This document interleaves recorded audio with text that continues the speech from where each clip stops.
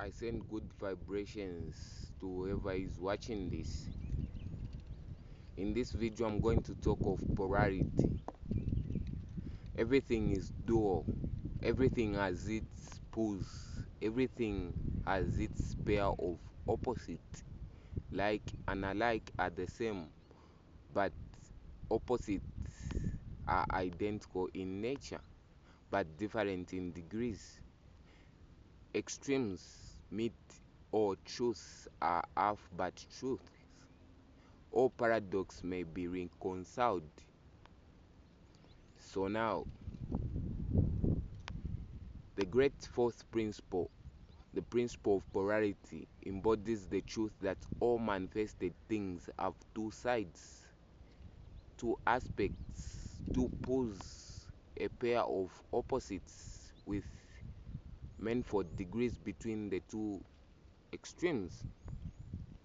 So now, the paradox or the odd paradox which have ever perplexed the mind of men are explained by an understanding of the principle. Man has always recognized something akin to this principle, and has destroyed or in hand to express it by such sayings. So everything is and isn't at the same time. All truths are half truths. Every truth is half false. There are two sides to everything. There are two sides to everything. There is a reverse side to every shield. So the Hermetic teachings are to the Hermetic teachings are to the effect that the difference between things seemingly and dramatically opposed to each other is merely a matter of degree. It teaches that the pairs of opposite may be reconciled, and that things are identical in nature but different in degrees. So now, and that the universal reconciliation of opposites is effected by these principles or this principle of polarity. The teachers claim that illustrations of this principle may be had on every hand, and from an examination into the real nature of anything. They begin by showing that spirit and matter are but the two poles of the same thing, the interminated planes being merely degrees of vibration. They show that the all and the many are the same, the difference being merely a matter of degree of mental manifestation. Thus the law and laws are the two opposite poles of one thing. Likewise, principle and principles, infinite mind and finite minds. So now, then, passing on the physical plane, they restrict they restrict the principle by showing that it and God are identical in nature, the difference being merely a matter of degrees. The thermometer shows many degrees of temperature. The lowest pool is being called cold, and the highest heat between these two pools are degrees of heat or cold. We call them ether, and it's equally correct. The higher of 2 degrees is always warmer, while the lower is always cold. There is no absolute standard of all is a matter of degree. There is no place on the thermometer where heat causes and cold begins. So you gotta understand this, or you gotta know this. It is all a matter of high or lower vibrations. The very terms high and lower, which are compelled to use, are but pulls of the same thing. The terms are relative. So with east and west travel around the world in an eastward direction, and you reach a point which is called west at your starting point, and you'd return from that westward point, travel far enough north, and you will find yourself traveling south, or vice versa, or vice versa. So now, the light and darkness are pulls of the same thing, with many degrees between them. The music scale is the same, starting with C. You move upwards until you reach another C, and so on. The difference between two ends of the board being the same, with many degrees between the two extremes. The scale of color is the same, higher and lower vibration being the only difference between high violet and lower red. Large and small are relative, so are noise and quiet.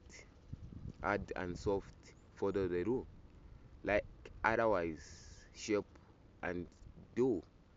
Positive and negative are two poles of the same thing, with countless degrees between them. So now, good and bad are not absolute. We call one end of the scale good and the other bad, or one end good and the other evil, according to the use of the terms. A thing is less good than the thing higher in the scale, but that less good thing is 10 is more good than the thing next below to it, so and so on. The more or less being regulated by the position of the scale, and so it is on the mental plane. Love and hate are generally regarded as being things opposite to each other, entirely different and reconcilable. But we apply the principle of polarity. We find that there, there is no such thing as absolute love or absolute hate from each other, or distinguished from each other. The two poles are merely terms applied to the same poles of the same thing. So now, the beginning at the beginning at any point of the scale, we find more love or less hate as we ascend the scale, and more hate or less love as we descend. This being true on this being true no matter from what point, high or low, we may start. There is a middle point where like and dislike become so faint that it is difficult to distinguish between them. So courage and fear come under the same rule. The pairs of opposites exist everywhere. Where you find one thing, you find its opposite, the two poles. So now, it is this fact that enables the hermetics to transmute one mental state into another along two lines of polarization.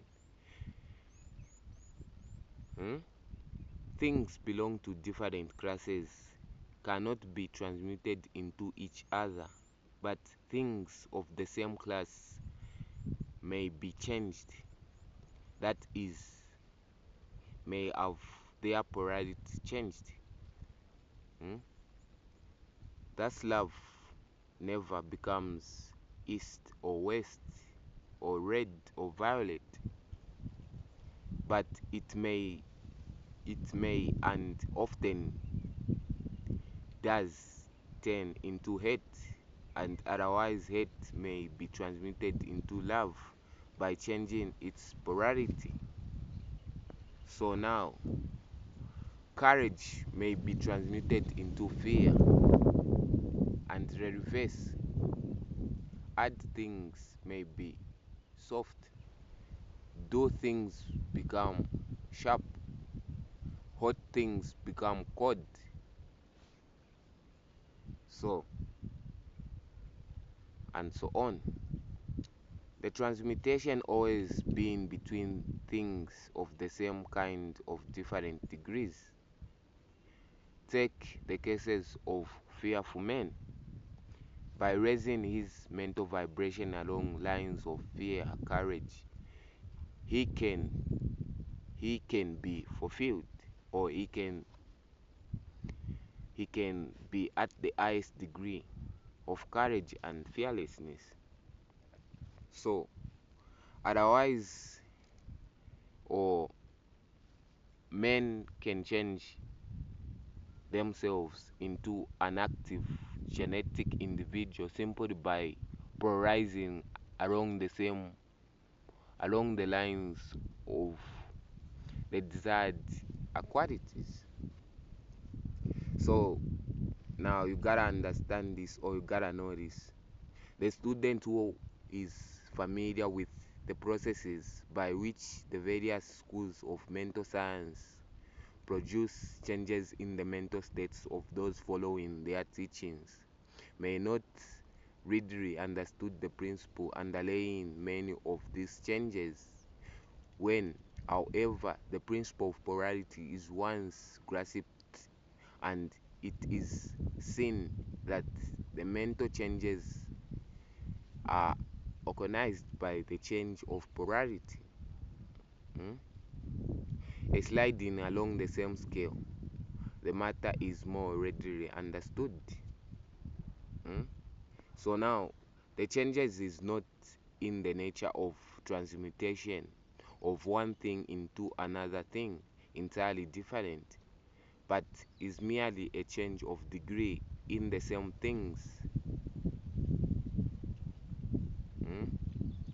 For instance, borrowing an archaeology from the physical brain, it is impossible to change it into sharpness, loudness into highness, but it may readily be transmuted into chord simply by lowering the vibration.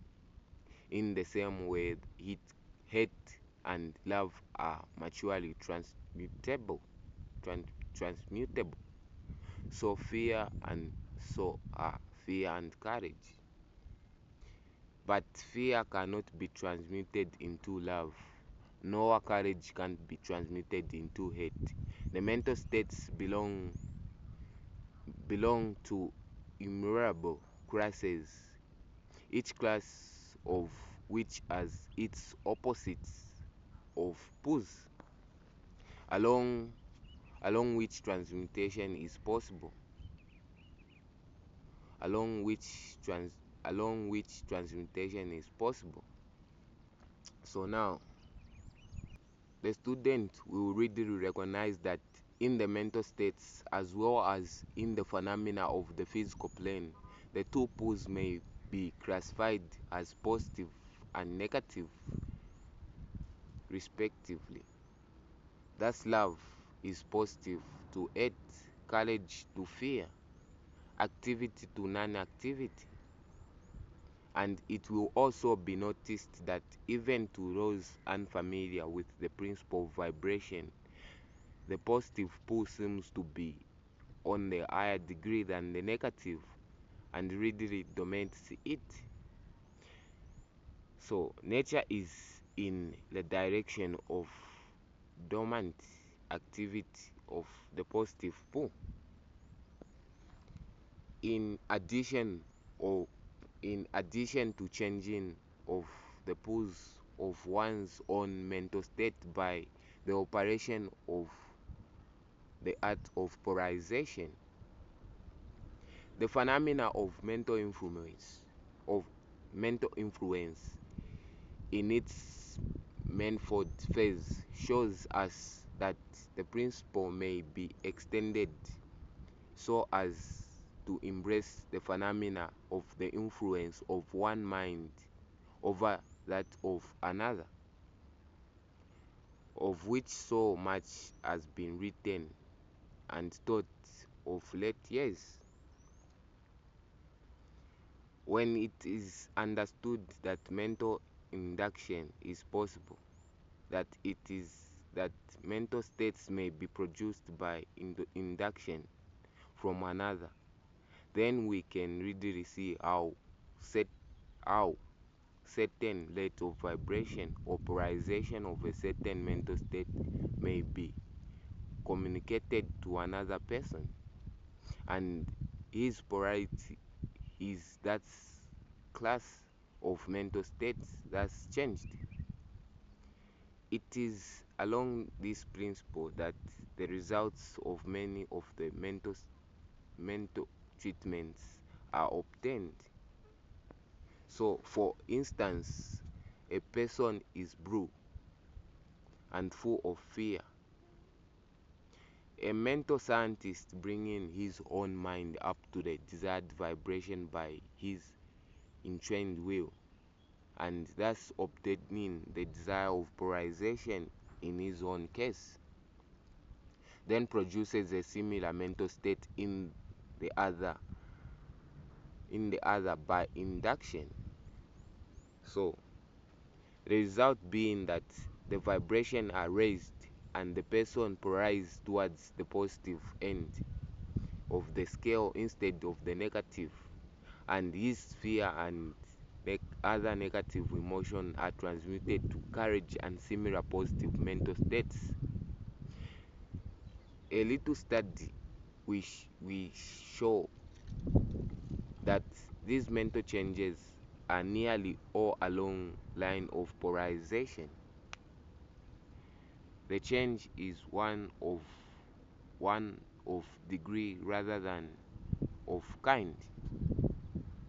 So now a knowledge of the existence of these great hermetic principles will enable the student to better understand his own mental states and those of other people.